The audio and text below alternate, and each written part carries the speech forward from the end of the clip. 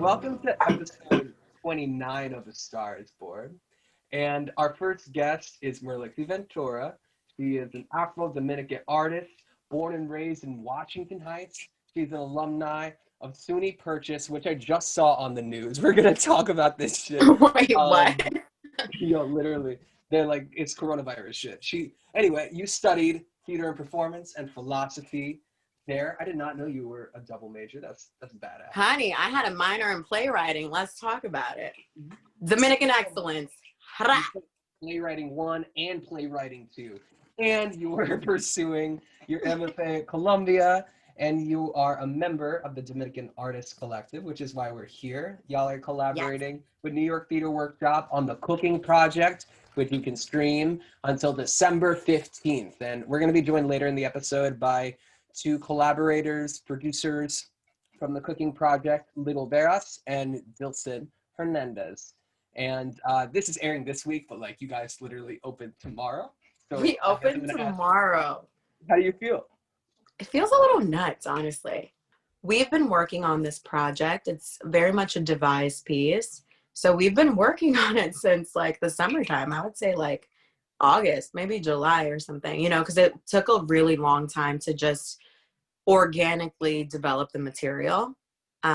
So we did a lot of sessions. Our whole thing was around process, you know, and with the platform that New York Theater Workshop has given us, we have like, you know, they developed a website for the premiere, right? So like there's a pre-show that's so exciting, and like you get to see a little bit of our process, which I'm real excited about that. Talk to me about this process. What is this process that you guys made the Cooking Project on?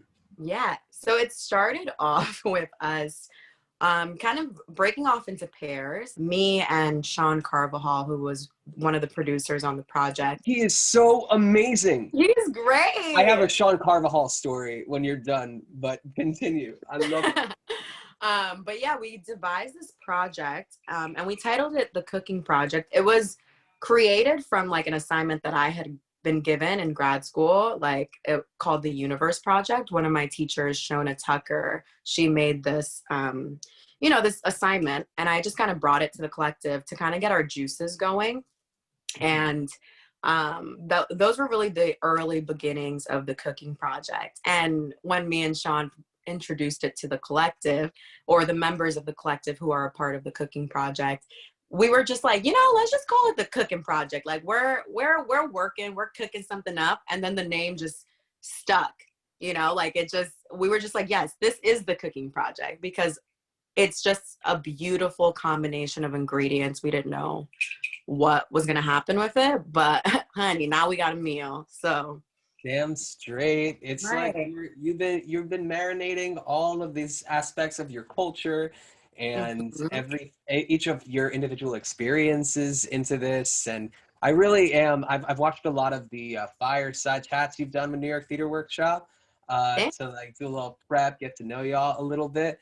And more than like I've seen lately in the theater, you guys like really are so open and passionate in such a like, what is the word I'm looking for? Such a tangible way to like let other people in on the culture that you're creating and taking that ownership. Yeah. Thank you for saying that. Yeah, I think especially with that fireside chat that we did, it was such a beautiful opportunity for us to just, you know, we wanted it to feel like you were sitting in our mother's living room, just like us talking shit.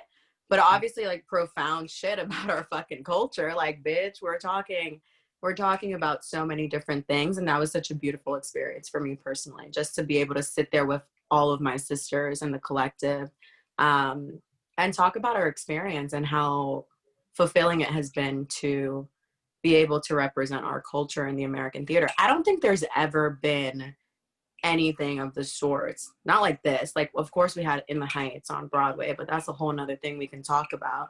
But yeah, I know this is the first time a group of Dominican artists are a part of the American theater. This is a happy hour, so if you're drinking, it's a happy hour. So if you see me sipping on my little Corona, honey, we are having a great time.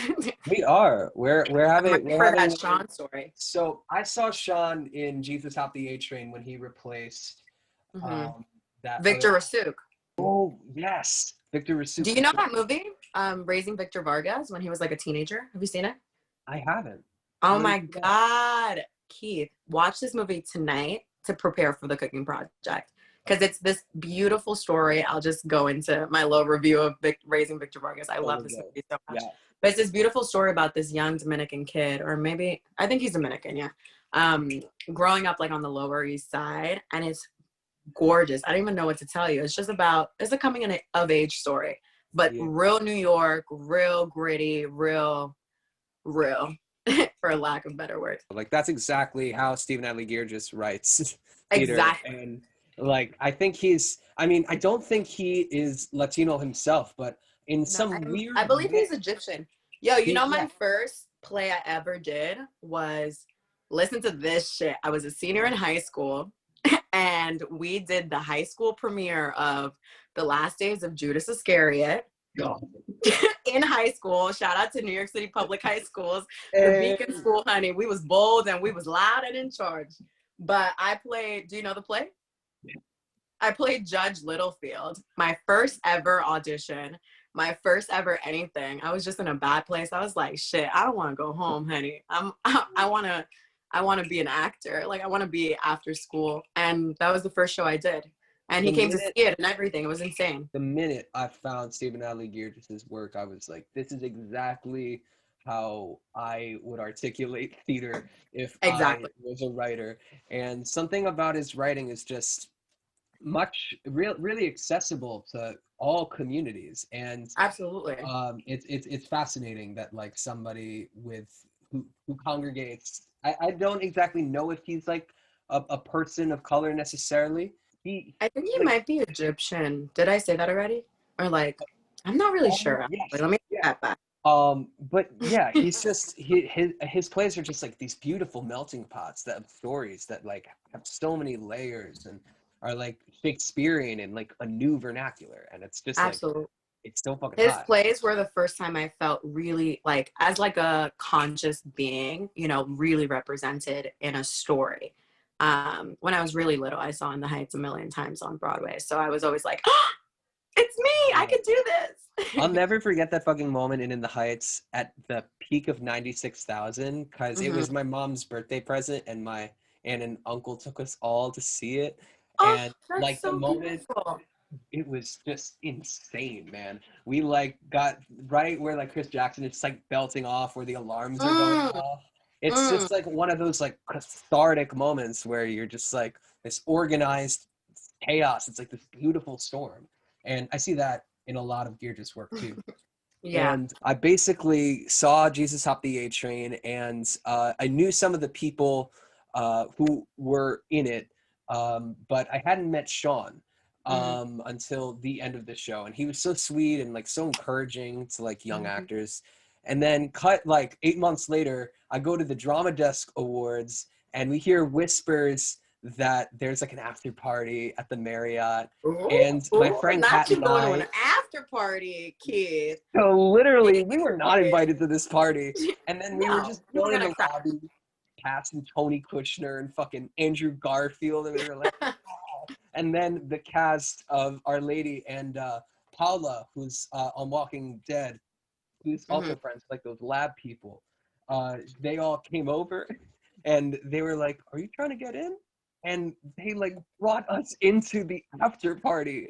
And I was like, I am never going to forget this shit. You were like, thank you so much. I'm trying to live my life. Yes, I love that. What a beautiful story. He is wonderful. He is like purely wonderful. And he won an award that night for his work in that show. Like this. Right. Oh, I'm sorry. I put my hand in the camera. Sorry.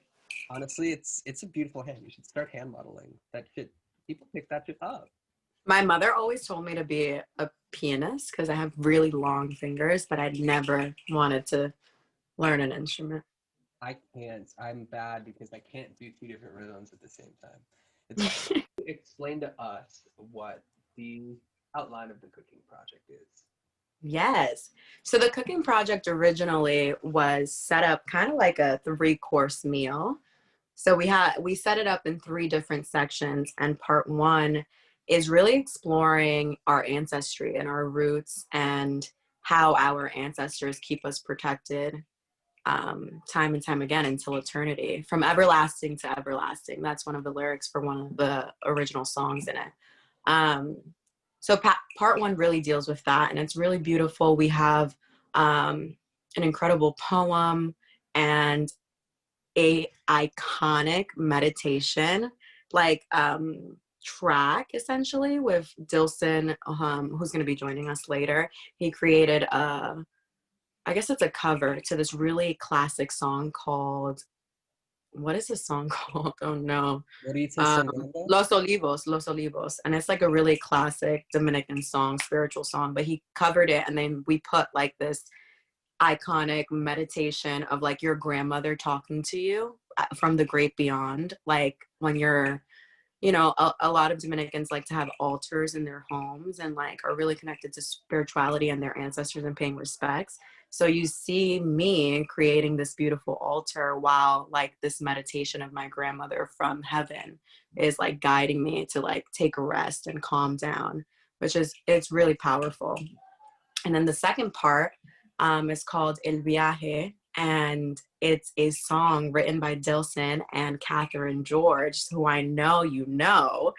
What a beautiful woman. Give it up for Catherine George, ladies and gentlemen. Like, she's incredible. But Catherine and Dilson wrote this beautiful song, and I would say the story of this is really immigration and, you know, dealing with anti-Blackness, and kind of like navigating that journey of finding your Blackness and honoring that, I would say. And yes, like I said, I directed that section, which is really exciting. And then the third section is called Dominican Facets, and it's really just exploring what does it mean to be Dominican American in 2020. Just like, what is that? And it's dope, because I'm about to give a little something away, but y'all better watch it.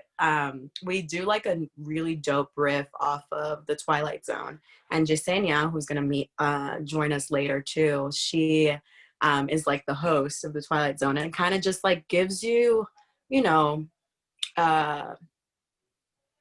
it gives you like an easy way into like think about Dominican identity. You know, she serves as a really beautiful guide, and there's a lot of really dope things that they're touching on in that section.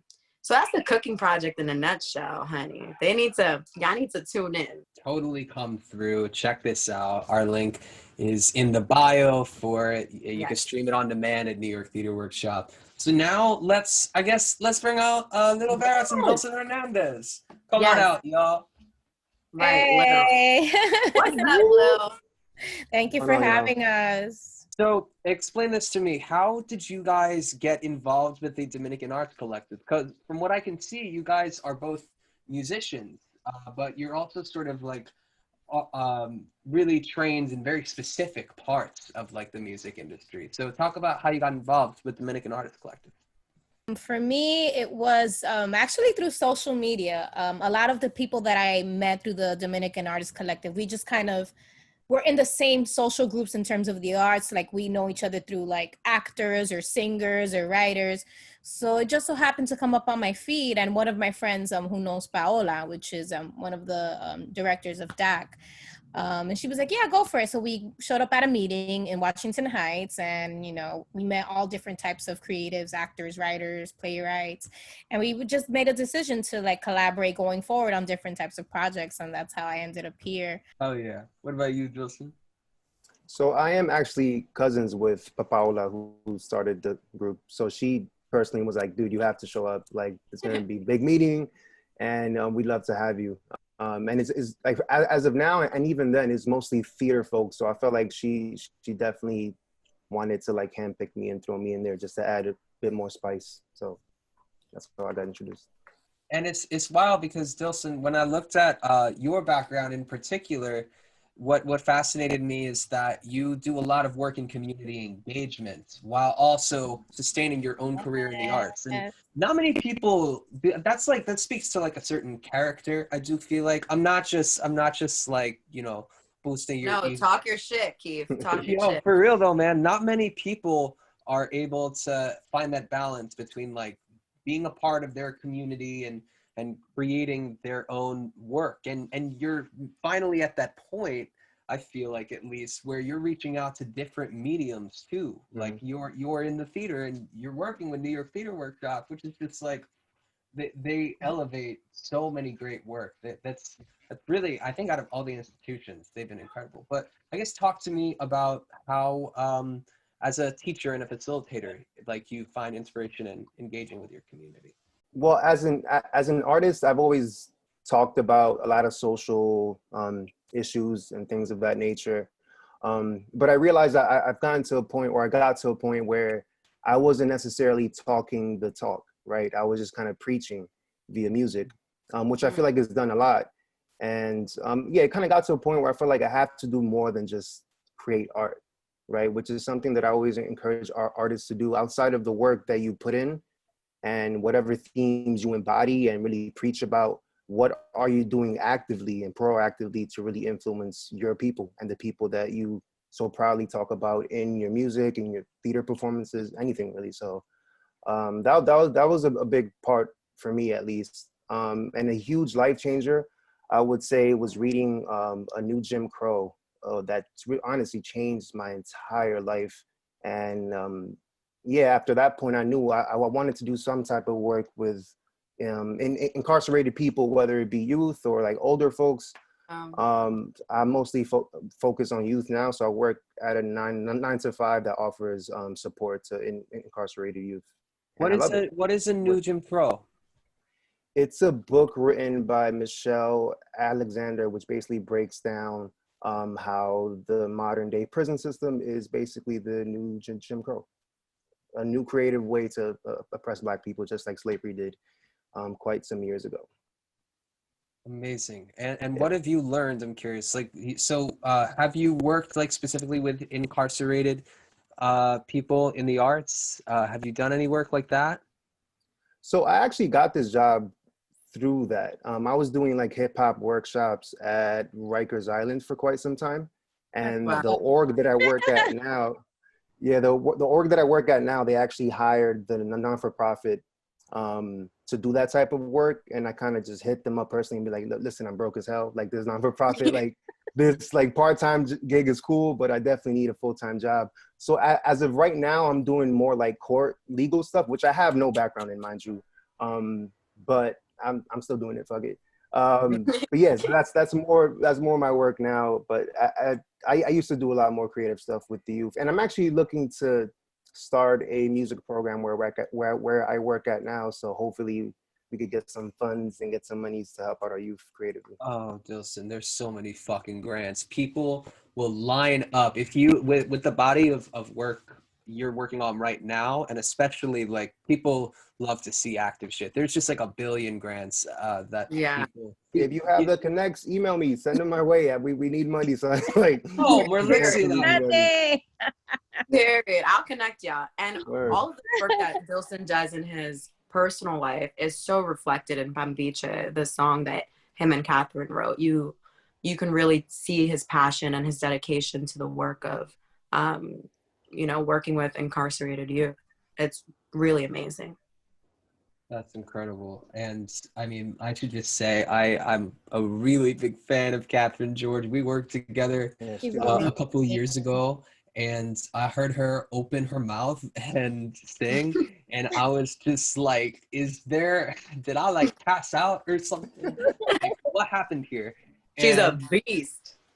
Oh God, she literally just has the voice of an angel. And funny enough, in the show we did this crazy play called Locked Up Bitches, which is a feminist hip hop parody about the prison system, sort of based on Orange is the New Black. And there's a race war between cats and dogs. And the whole time, Catherine is like acting and rapping. So like you don't even get to hear her sing, but like when I finally did, or like when she's in the background, I make sure I was always making certain to be like, let me just listen. You were like, let me open my ears up. Right. Yeah. Let me tune in. Close my mouth and prick my ears. Little, I'm curious about sort of what part of music has brought you to this point in the industry where Well, I've been into music since I was a kid. So I was like considered like a little prodigy. I was playing piano by the time I was 3. I was playing by ear by the time I was 5. I was playing the violin by I was 7. I got a scholarship to like one of the most prestigious music schools on the Upper East Side, De La Quayle. Shout out to De La Quayle and their scholarships. So it was just I've been trained in music my whole life. So it's interesting because when I came to DAC, I don't know if I necessarily came with the music perspective. That wasn't my initial goal. I came in as an actor, as a writer. And Dilson and Catherine were the ones that invited me as a musician. I don't even know if they knew how deep into the rabbit hole I went with music, but they were like, hey, join us in this music project. And I was like, okay. So that's kind of how I ended up there. I guess they knew that I was a musician. I can't remember when I shared that. I'm sure I shared that at some point, but. The entire cooking project is scored by Dilson, Catherine, and Little. And they would send us these videos from their jam sessions, and Keith, when I tell you, I would melt. I was like, God, why can't I sing? I remember the first jam session we had. We didn't really have a plan, right? We didn't know what we It were was doing. like, we're just going to come in here and we're going to just brainstorm. Mm-hmm. And it's crazy what happens when you go into a space on a blank slate and things just come together. And hearing the score now compared to what we did when we began, it's like insane that we did that in such little time. Like, it's brilliant.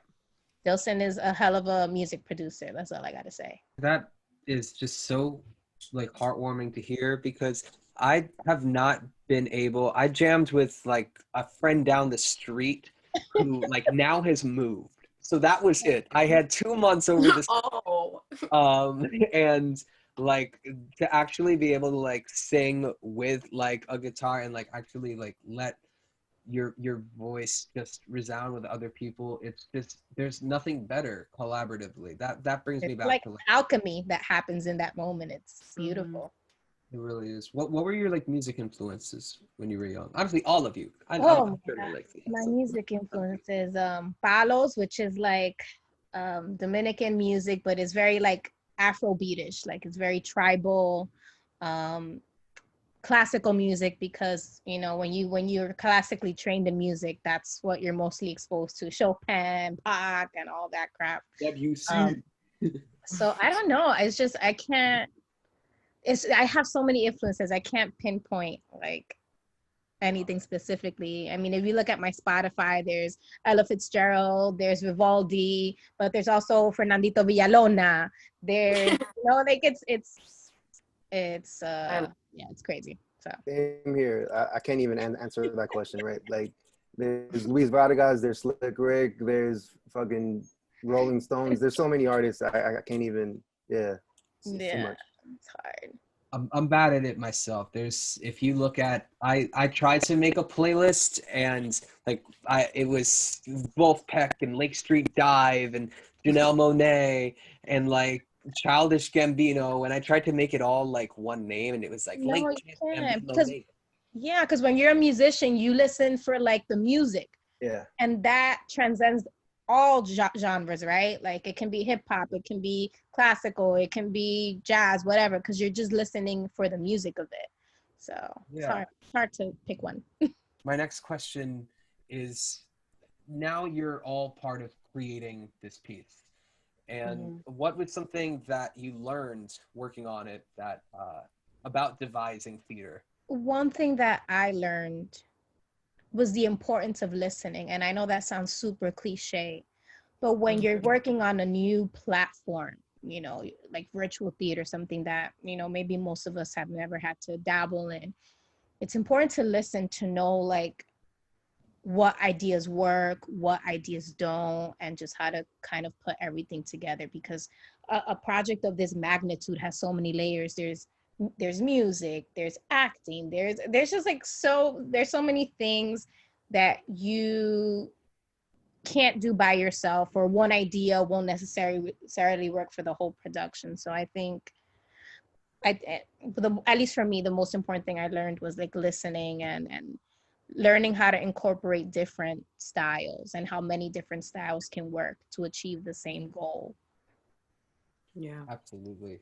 the most important thing I learned was to trust the process, and just trust yourself.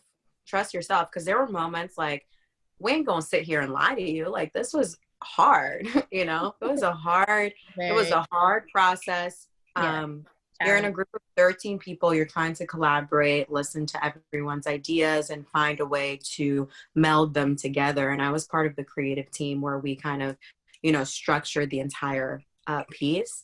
But there were moments where I found myself really having to step up and like just be like, listen, I need to just say, fuck it. I can do this. Because I originally wasn't directing Bambiche, which is the second part. But, you know, it started to come to a moment where it was like, it's a lot. Like, someone needs to take this over, right? Mm-hmm. And I just jumped.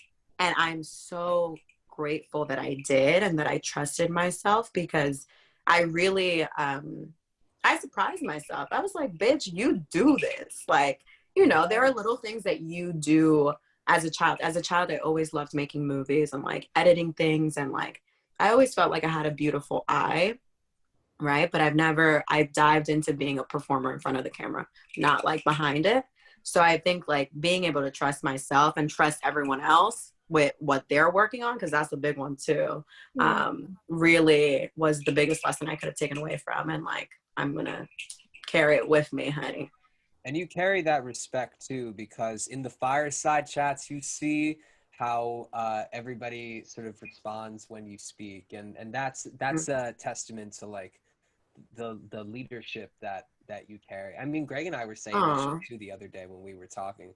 We were like, we appreciate Merlixse because like she's bold, and she's loud, but not like loud to a point where like it not for no reason. It's always for a reason, and it's never like too misdirected, and it's sincere. And honestly, like, sincerity will just like win anybody over. Authenticity. I was just about to say that word, authenticity. It's authenticity. And I think this process, not to be out here talking mad shit for mad long, but like this process has taught me that professionalism is bullshit.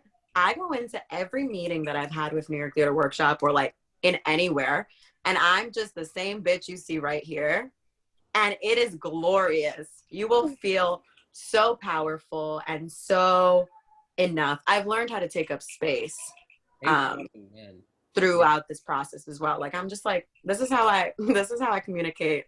We're gonna do this. I find myself a person who can't really, I don't really fit in with like the like sit up straight kind of bullshit, right? That especially the theater people try to instill in you, and I've always tried, and it's never worked out.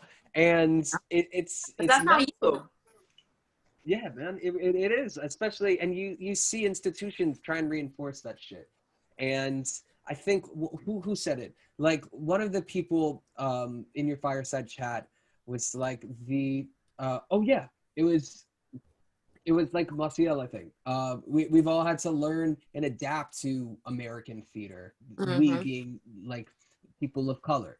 And it's honestly time to innovate the American theater, because the doors finally open. So you have to, you know, take that narrative and take it back and form it and stylize it for yourself. And I think that starts in the creative room too. So like, more power to you, man, for being you. That's period. Yeah. We work hard for that, honestly. One of my last questions that I'm going to ask is, like, so one of the very first impetuses for was a question, what keeps you up at night? So Mhm. Bro, this answer will forever be this country. As long as it stands and works the way it does, it will always be this country and how this shit runs. And that's actually, this is a great point, because Catherine and I spoke about this before we even made our piece, how racism still kind of just transcends time, right? Like it's been God knows how many years in this country that slavery was like done and over with, quote unquote, right? But we still have so many factors that hold back Black and brown people, right? And even in the way, even in our presidential system, the way it is now, right? Like not even system, but who's in office as we speak, right? We're talking about two people who were instrumental and vital actually in making sure that Black and brown people were locked up. But at the same time, we have to feel content. Like I feel content that they're even in, because this freaking psychopath was running the country. So we're living in like crazy ass times to even Twilight feel zone. like we're We are still in the happy. twilight zone. We For are. real.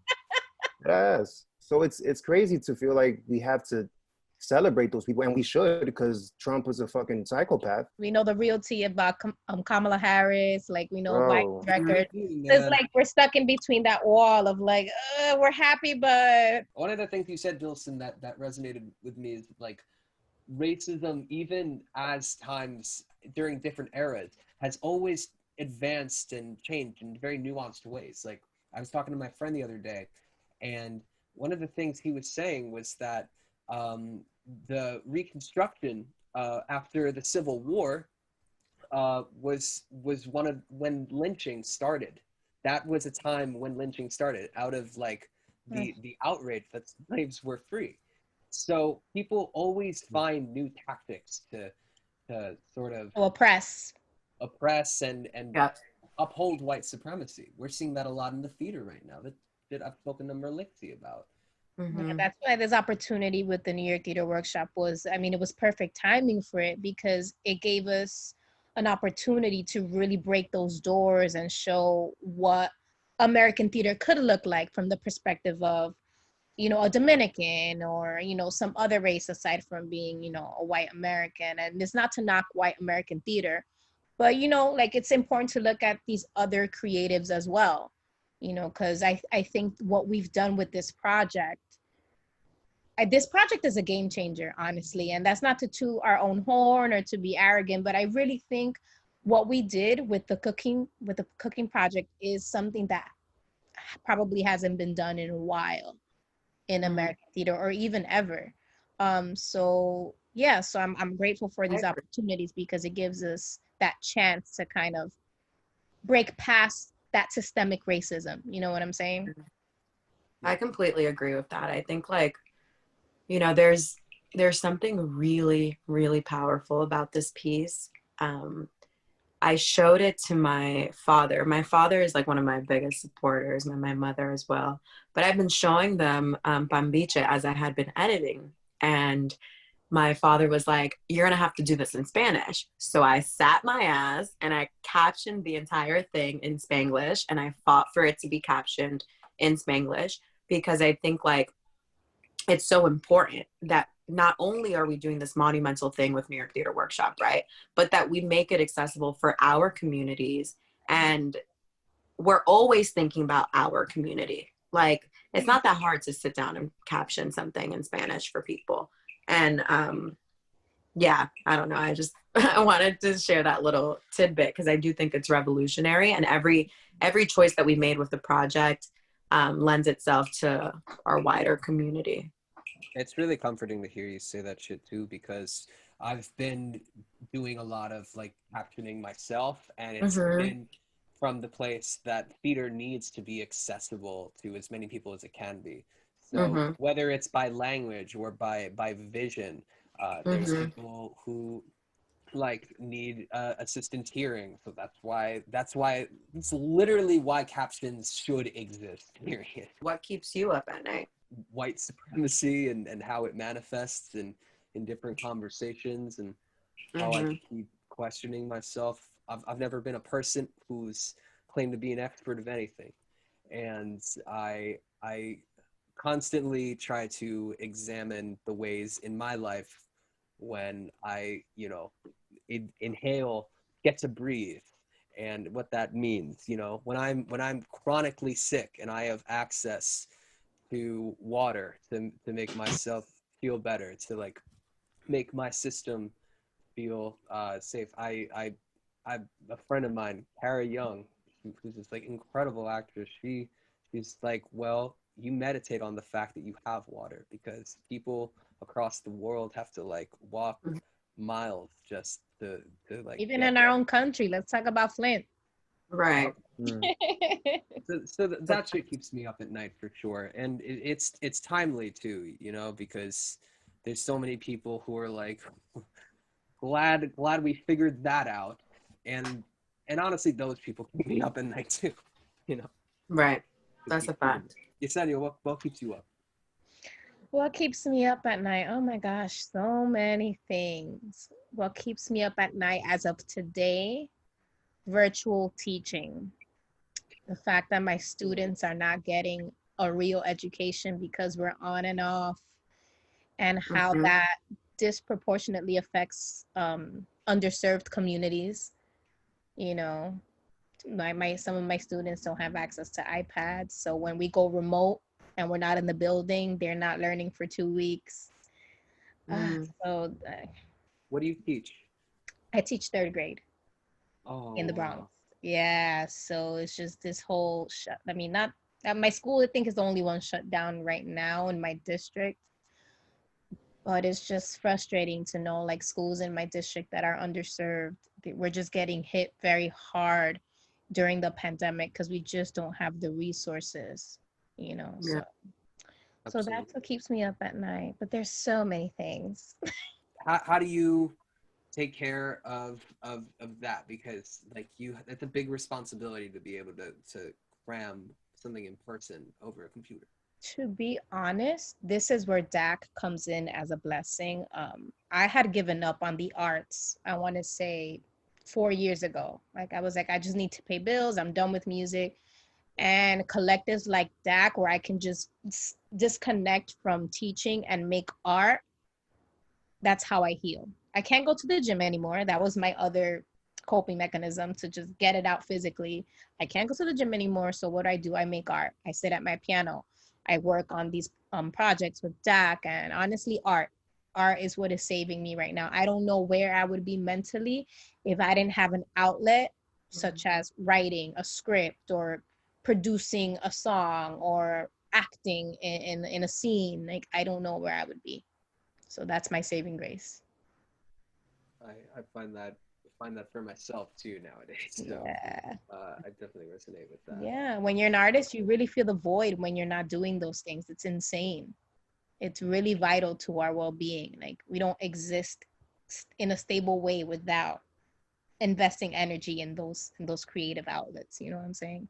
Yeah, and I've found myself to also most of my life I am a very shy person until fairly recently, and I think that was because I found the people in my industry that are people that like actually like fill my heart and build me up. And like I think this actor John Andrew Morrison just came on the podcast a couple months ago, and he was like, you gotta go where you feel celebrated, go where it's yes real.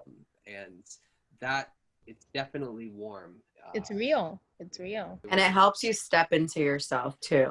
Yes, when you are into your power. Into your power. Absolutely. I mean, that's exactly what I experienced during this process, where it was just like, I'm being celebrated day in, day out by people who understand my story, where I come from, my neighborhood, something as simple as that.